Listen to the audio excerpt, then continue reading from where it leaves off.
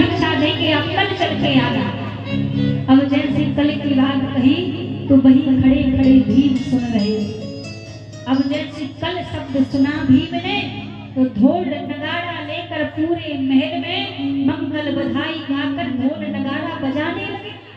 जगह जगह महल में नगाड़ा बजा रहे हैं। युधिष्ठिर जी ने मंत्रियों से कहा कि आज तो कोई ऐसा मंगल काज भी नहीं है, पर महल में एक मंगल नगाड़ा कौन बजा रहा है? इसकी भैया थोड़ी आवाज बढ़ा दीजिए, गला दबरा। जैसे युधिष्ठिर जी ने मंत्रियों से कहा कि आप जाकर देखो तो सही ये मंगल नगाड़ा कौन बजा रहा है। मंत्रियों ने आकर देखा तो देखा भीम बजा रहे हैं। उनको रोका कि महाराज युधिष्ठिर की आज्ञा है कि आप ये नगाड़ा बजाना बंद कीजिए, कोई मंगल काज नहीं है तो फिर क्यों बजा रहे हैं? भीम ने बड़ा सुंदर जवाब दिया कि कौन कहता है मंगल काज नहीं है, आज तो मंगल काज से बड़ा उत्सव है।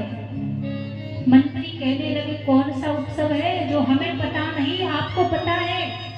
भीम कहने लगे आज मंगल काज से बड़ा ये उत्सव है कि आज मेरे बड़े भाई धर्मराज युधिष्ठिर जी ने काल को जीत लिया है, इसलिए मैं मंगल नगाड़ा बजा रहा हूँ। युधिष्ठिर जी को बुलाया गया, कहा आपके भाई तो कह रहे हैं कि आपने काल को जीत लिया है, इसलिए मंगल नगाड़ा बजाया जा रहा है। धर्मराज युधिष्ठिर बोले भीम आप क्या कह रहे हो, मेरी कुछ समझ नहीं आ रहा।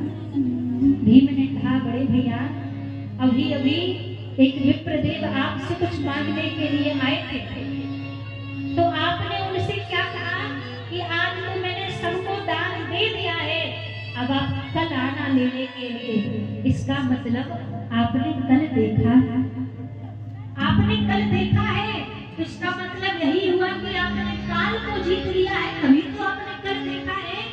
यदि काल को नहीं जीता होता तो आप कैसे कह देते कि कल आना लेने के लिए? क्योंकि महाराज कल की तो बात छोड़ो, व्यक्ति को अगले पल का भरोसा नहीं होता कि अगले पल में क्या हो, इसीलिए कल के लिए कुछ मत छोड़ो, जो करना है आज करो। काल करे सो आज कर, आज करे सो अब, वरना फिर पछताएगा क्या हो जाए कब।